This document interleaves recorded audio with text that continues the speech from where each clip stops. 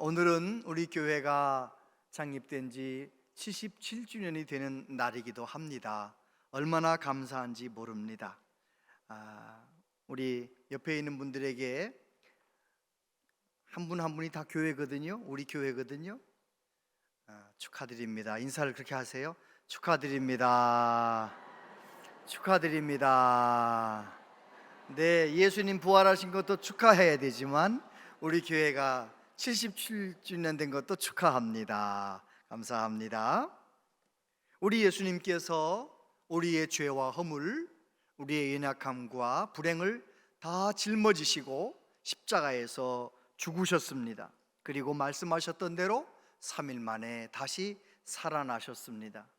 우리 예수님께서 다시 살아나셔서 하나님께서 승리하시고 예수님께서 승리하셨음을 선포하셨습니다.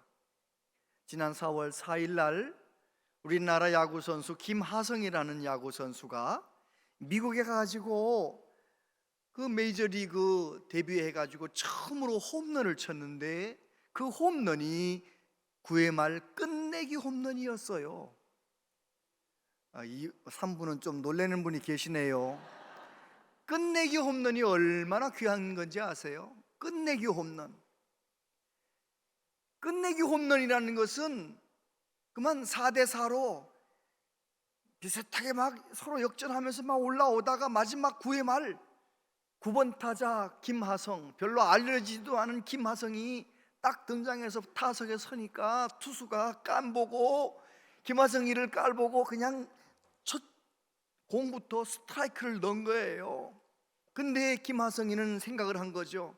나는 별로 알려지지 않은 무명 선수니까 틀림없이 9회 말에 빨리 끝내려고 나한테 스트라이크를 던질 것이다 라고 상상을 하고 준비를 하고 있다가 그냥 냅다 휘둘렀더니 세상에 딱 맞아서 홈런이 돼. 왼쪽 담장을 넘어서서 홈런이 된 거예요. 끝내기 홈런, 끝내기 홈런. 얼마나 제가 좋은지요. 그 영상을 또 보고 또 보고 또 보고. 끝내기 홈런. 김하성이 나하고 김씨지가만 아무 상관이 없는데도 제가 또 보고 또 보고. 왜요? 그 김하성 선수가 우리나라 선수니까 메이저 대회에 나가서 끝내기 홈런을 친 거예요. 여러분, 예수님의 부활하신 사망 권세를 이기신 사건은 마치 9회 말 끝내기 홈런과 같은 거예요.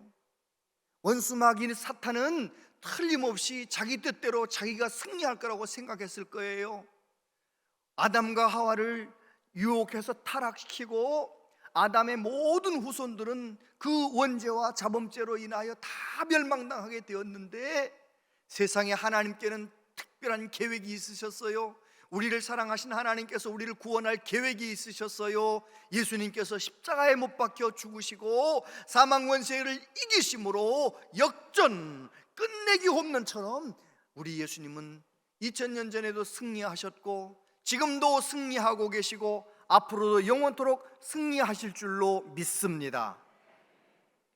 사도 바울은 부활하신 예수님을 만났잖아요. 오늘 본문에서 부활의 메시지를 증거하는데 두 가지만 말씀을 붙들겠습니다. 첫 번째는 예수님은 부활의 첫 열매가 되셨다는 사실입니다.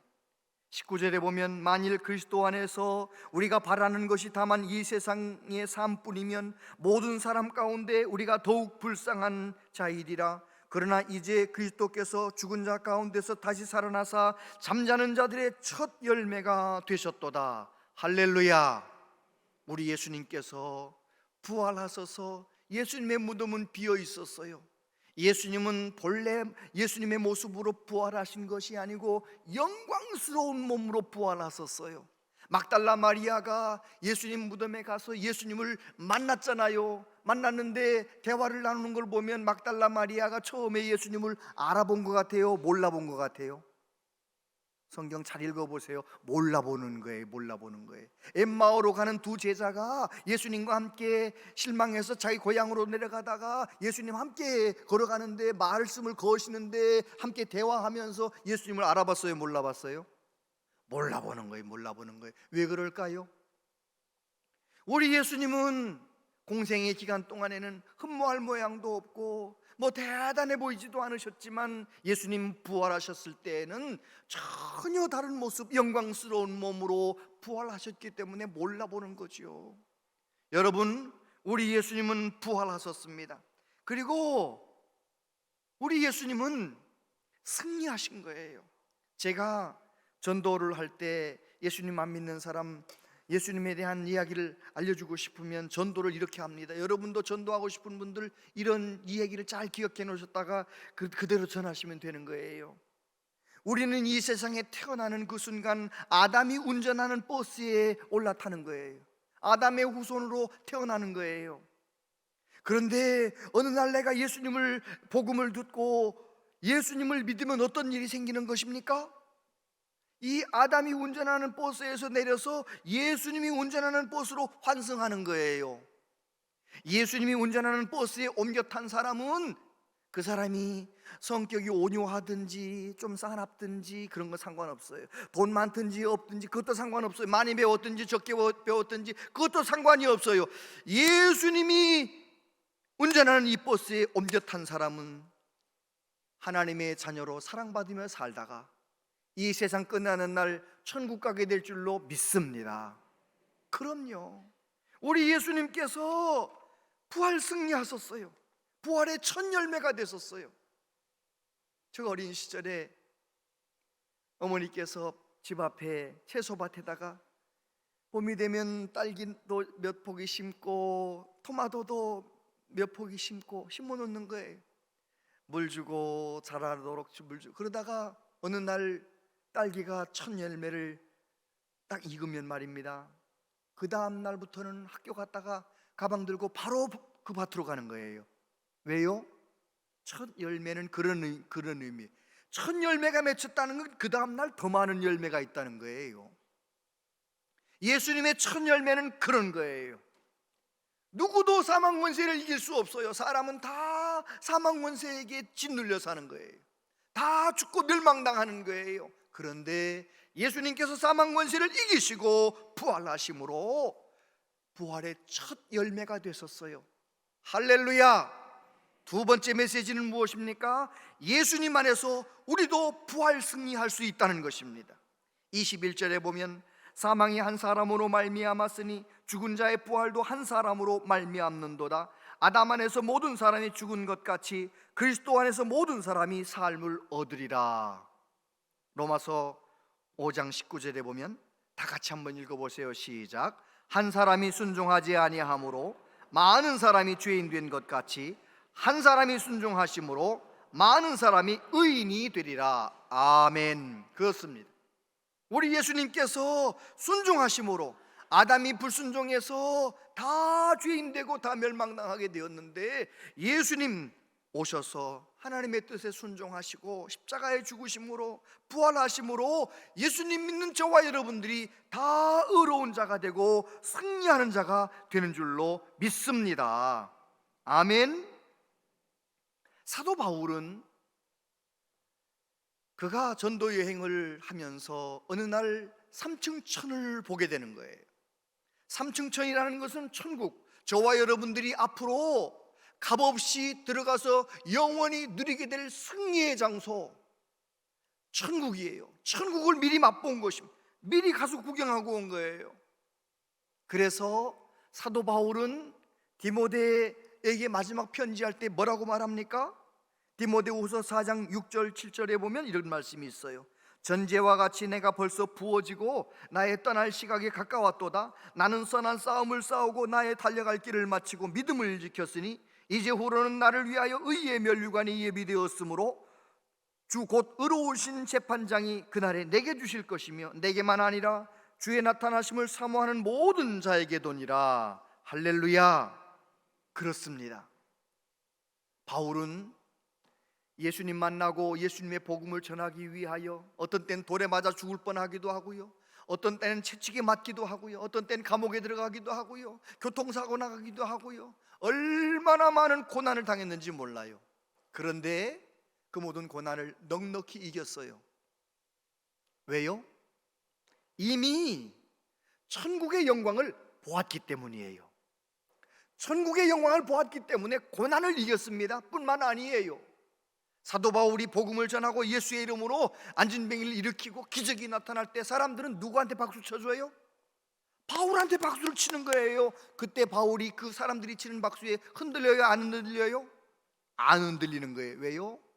사도 바울은 진짜를 보았어요. 하나님 나라의 영광을 보았어요. 그랬기 때문에 그는 사람들의 박수에도 흔들리지 않고 이런저런 고난에도 흔들리지 않고 끝까지 달려가는 거예요. 마지막 편지 쓰면서 내가 순교당할 날이 가까웠다. 이제는 내 앞에 하나님이 예비하신 의의 면류관이 예비되었다. 그렇게 말하면서 얼마나 끝까지 잘 달려가는지 몰라요. 여러분, 저와 여러분도 마찬가지입니다. 예수님을 내 안에 구주로 모시고 내가 예수님 붙들고 주님 안에서 천국을 미리 맛보며 살아가는, 천국을 미리 믿음으로 바라보며 살아가는 저와 여러분들 되시기를 바랍니다. 헛되고 헛된 이 세상 것들, 다 지나가는 것들, 썩어져가는 것들, 그런 것에 마음 뺏기지 말고요. 새로 지어진 아파트라고 최고라고요. 두고 보세요. 한 30년 40년 지나면요, 그것도 흔 아파트 될 거래요. 다 지나가는 겁니다. 그런데 예수님은 날마다 우리에게 새로운 은혜를 부어주시는 거예요. 그 예수님 내 안에 모시고 저와 여러분도 부활의 첫 열매가 되신 예수님과 함께 승리하게 될 줄로 믿습니다. 며칠 전에 제가 저하고 동갑내기 목사님을 만났어요. 그래서 목사님하고 만나 점심 먹는데 그 목사님이 일주일 전에 아들이 딸을 낳았대요. 손녀를 얻은 거잖아요. 엄청 부럽더라고요. 저는 딸이 5년 전에 결혼했는데도 아직도 아기를 낳지 않고 있는데 부럽더라고요. 그래가지고 막 축하도 해주고 이런저런 얘기를 하는데 제가 그랬지요. 나도 9월이 되면 손자인지 손녀인지는 모르지만 9월이 되면 나도 낳을 거예요. 내 딸도 낳을 거예요. 지금 임신 중이거든요. 제가 그랬지요. 그러면서 제가 물어봤어요. 목사님, 손녀를 낳고 나니까 좀 달라진 게 있습니까? 물어봤더니 달라지는 게 있대요. 뭐가 달라졌습니까? 아침에 일어나면 웃음이 하루 종일 사라지지 않는다는 거예요. 이야, 여러분, 그 목사님 제가 동영상 보니까 목사님하고 똑같이 생겼어요. 나 닮은 손녀만 태어나도 웃음이 하루 종일 사라지지 않는 게 인생인데, 여러분, 예수 그리스도 그 영원한 생명 내 안에 모시고 나도 부활의 첫 열매가 되신 예수님과 함께 하나님이 정하신 날 영광스러운 몸으로 부활할 것을 믿는다면, 그 예수님 붙들고 산다면, 영원한 승리를 이미 보장받고 있다는 걸 알고 있다면 우리의 삶은 어때야 될까요?